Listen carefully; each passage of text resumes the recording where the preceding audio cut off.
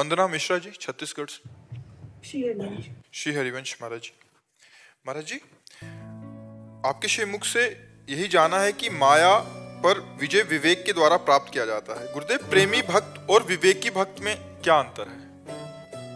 प्रेमी न माया से तरना चाहता है, न किसी दुख से बचना चाहता है।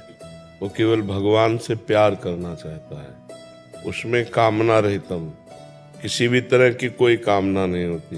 लेकिन विवेकी पुरुष विवेक के द्वारा असत का त्याग करके सत्य में स्थित होकर मोक्ष प्राप्त करना चाहता है। प्रेमी और विवेकी में अंतर है। विवेकी को अपना बल है और प्रेमी को भगवान का बल है। प्रेमी सिर्फ भगवान से प्यार करना चाहता है। उसका बार बार भगवान के चरणों में यही विनय भरा पुकार रहती है कि धर्म न अर्थ न काम रुचि गति न चाहो निर्वाण, जन्म जन्म रति राम पद यह वरदान नान। प्रभु, मुझे न अर्थ चाहिए, न धर्म चाहिए, न काम चाहिए, न मोक्ष चाहिए। मेरा बार बार जन्म हो पर आपके चरणों में अनुराग हो। वो मोक्ष नहीं चाहता, वो दुख निवृत्ति नहीं चाहता। भगवान से प्रार्थना नहीं करता मेरे दुख को निवारण कर दो, मुझे संपत्ति दे दो, मुझे मान प्रतिष्ठा दे दो, मुझे सांसारिक सुख दे दो या पारलौकिक सुख दे दो। वो केवल भगवान से ही चाहता है। जन्म जन्म रति राम पद यह वरदान नाम। हे भगवान, आपके चरणों में बार बार हमारी यही प्रार्थना है कि मैं अपने कर्मवश कहीं भी जन्मूं, लेकिन हर जन्म में आपसे प्रेम करूं, आपका नाम जप करूं, आपकी भक्ति करूं। ये प्रेमी जनों की मांग। विवेकी होता है असत का और सत का ज्ञान रखने वाला। तो जितना भी शरीर और संसार असत है, इसका वो त्याग करके वो मोक्ष चाहता है, वो मुक्त होना चाहता है। लेकिन प्रेमी मुक्त होना नहीं चाहता। वो बार बार जन्म हो, लेकिन भगवान, मैं आपका नाम जप करूं, आपका नाम कीर्तन करूं, आपकी लीला कथा सुनूं, आपके प्रेम में रोऊं, आपके प्रेम में तड़पूं। ये भक्त प्रेमी चाहता है। महाराज जी, भक्ति ज्ञान का हेतु है या ज्ञान भक्ति का हेतु है? आप दोनों एक दूसरे के पूरक हैं। साधारण ज्ञान से हम भक्ति की तरफ चलते हैं। साधारण ज्ञान ये श्रद्धा से प्रकट होता है। श्रद्धा से जब हम प्रथम भगत संतन कर संगा, जब हम पहले सत्संग सुनते हैं तो हमको ज्ञान होता है कि यार ये नहीं करना चाहिए, मेरे से तो बहुत गलतियां हो गई, बहुत पाप हो गए, और ये करना चाहिए, वो तो मैंने किया नहीं, ना भजन किया, ना साधना किया। तो ये ज्ञान प्राप्त हुआ ना।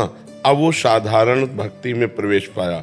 जो साधारण भक्ति से फिर प्रेम लक्षणा भक्ति की तरफ, असाधारण भक्ति की तरफ बढ़ता है, तब उसे विशुद्ध ज्ञान हो जाता है। दोनों एक दूसरे के पूरक हैं। जैसे वृक्ष के बिना बीज नहीं, बीज के बिना वृक्ष नहीं। समझ रहे ना? ऐसे ज्ञान के बिना भक्ति नहीं, भक्ति के बिना ज्ञान नहीं। तो दोनों एक, पहले साधारण ज्ञान, असाधारण भक्ति, फिर असाधारण बोध।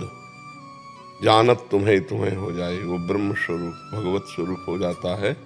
जो भगवान को जानना चाहता है, पाना चाहता है, जहाँ भक्ति शुरू की तो सोई जाने जिह देहु जनाई, जानत तुम्हें तुम्हें वो भगवत स्वरूप हो जाता है। तो न ज्ञान कम है, न भक्ति कम है, दोनों आवश्यक हैं।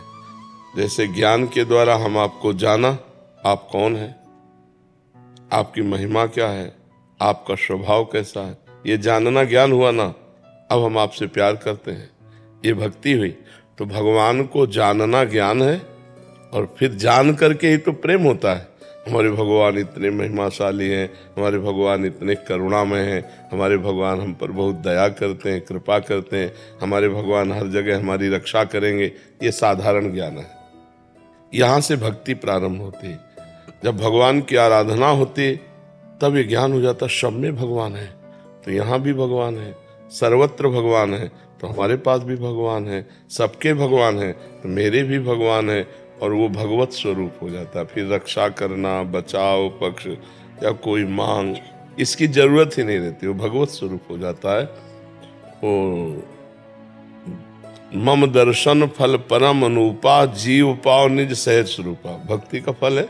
जे भी भगवत साक्षात्कार हुआ तो जीव अपने आत्मस्वरूप को प्राप्त हो जाता है। शुद्ध ज्ञान है, वही ब्रह्म स्वरूप अनुभूति होने लगेगी। तो ज्ञान भक्ति परक है और भक्ति से ही ज्ञान वैराग्य का प्रादुर्भाव है। पर साधारण ज्ञान से भक्ति, भक्ति से असाधारण ज्ञान।